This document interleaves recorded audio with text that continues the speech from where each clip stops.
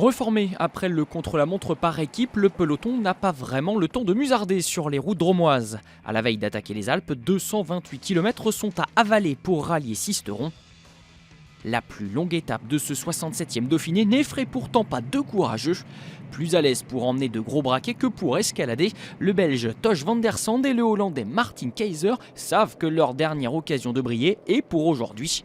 Échappés dès le kilomètre 3, les coureurs de la Lotto Soudal et Lotto Jumbo creusent rapidement un écart conséquent. 8 minutes de débours pour le peloton après 40 km de course, le signal d'alarme est déclenché. Le maillot vert Nasser Bouhanni met ses coéquipiers à contribution pour juguler l'avance des fuyards. Sauf que la marge avec laquelle le Français s'est imposé 2 jours plus tôt n'incite pas vraiment les autres équipes de sprinteurs à collaborer. Au rythme d'une minute reprise par tranche de 30 km, le compte n'y est pas et le sourire un peu forcé. Le cap des 200 km d'effort va totalement changer la donne. Les premiers signes de fléchissement apparaissent au sein du duo de tête avant même la côte de la Marquise, dernière difficulté du jour. L'espoir renaît à l'arrière, les Cannondale Garmin et autres Movistar se montrent. Cyril Gauthier durcit le final, contré par Tim Wellens. Le Belge réussit à rejoindre puis à lâcher Martin Keizer. Mais lui-même sera repris à moins de 3 km de Sisteron par un peloton qui bave d'ambition. Et comme à Villars-les-Dombes, le sprint sera dépourvu de suspense. Sorti de la roue de Katowice à 150 mètres de la ligne, Nasser Bouhanni déploie ses ailes et lève les bras pour sa 2e victoire d'étape en World Tour cette saison.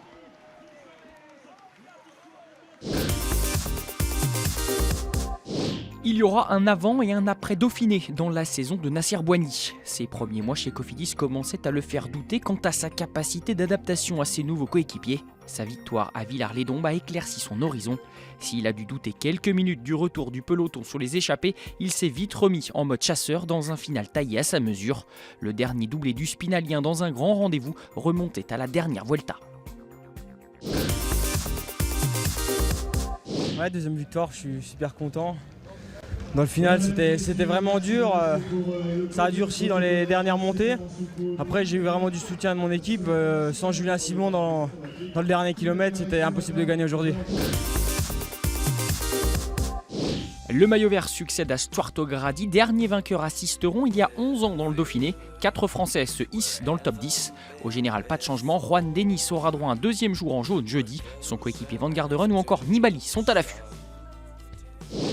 Jeudi, on entre dans le vif du sujet avec la première arrivée en altitude. Si la montée vers Pralou, plutôt roulante, n'a pas vocation à faire de gros écarts, les quelques 40 km d'ascension en amont pourraient bien peser dans le final. Les Alpes, on en a sillonné les contreforts mercredi. En voici quelques instantanés pour nous quitter enjoués. The same face every day. The